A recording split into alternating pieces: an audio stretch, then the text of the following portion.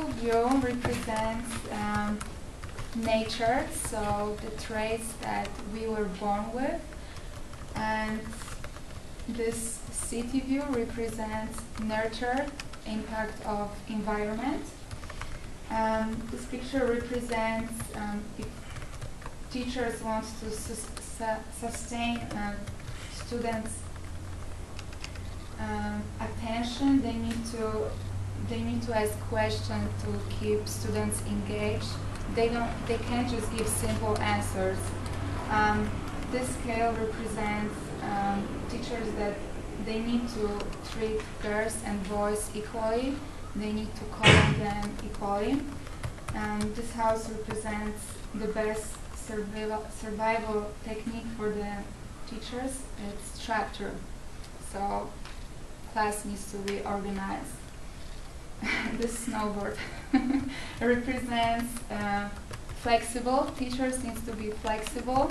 That means that they need to know when to encourage students or when to criticize them. A human brain likes to perform many tasks in a shorter period of time, or one task in a long period of time, so it's fair when students work in stations, so they can change assignments really quick and they not get bored so easily. And teachers need to be like actors. They need to modulate their voice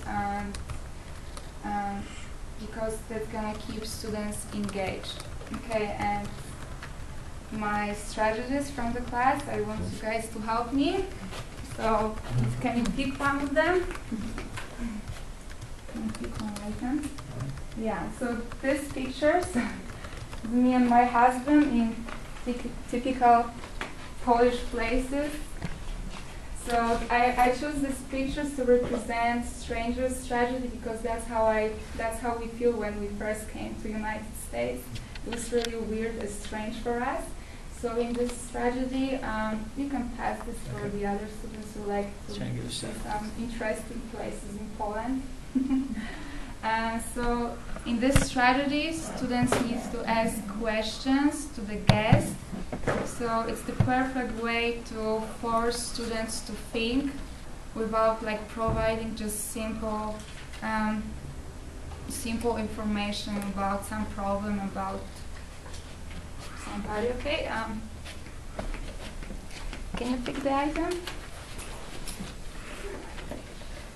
Okay, this light bulb represents prompts and cues strategies. So a teacher or a student who knows the answer needs to guide the other students, because it's better when students find out the answer on their own, because it's more possible they're gonna remember the answer, the solution for a longer period of time.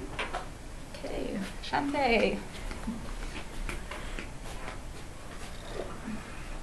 Okay, this earring represents wagon wheel strategy. So students need to form two circles, inner and outer. So each student from one circle needs to have a partner in the other circle. And when the teacher asks the question, the partners need to find solution, to share opinions. So I think it's a perfect way to share opinions in a less stressful, more comfortable way. Okay, who's next? Ryan. Okay, this marker represents tabula rasa strategy. In this strategy, students need to draw a picture of t-shirt and put as many details about themselves as possible. So one student collects these papers and then starts reading from one t-shirt. And when the students hear the information, they need to stand up if they agree with it. If it doesn't match their profile, they need to sit down. Once they sit down, they won't be able to stand up again. So finally, only one person remains is the owner of t-shirt.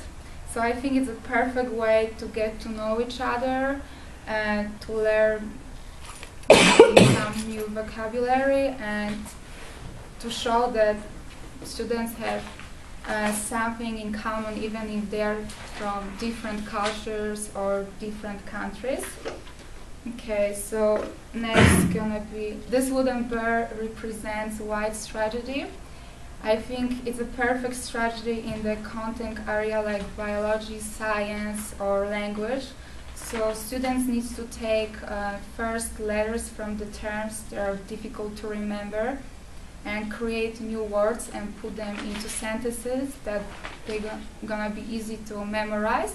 And then when they need to, for example, recall the order of the planet in the solar system, they're gonna say the sentence and they're gonna have the answer. Okay, this die. I work at casino, so maybe that's why I chose it. It represents zero noise strategy. In this strategy, it helps the teacher to react in moment of disturbance among the students. So the teacher needs to establish a sign that will ask the students to stop talking, and it helps the teacher to regain their attention again. For example, give me 25 or something like this. And here it represents the closing story strategy. I think it's a perfect way to talk about abstract ideas like discrimination, using the case study when the teacher talks about a very inspirational person, a role model. So I think it's a perfect way to make the topic more meaningful for the students. Thank you.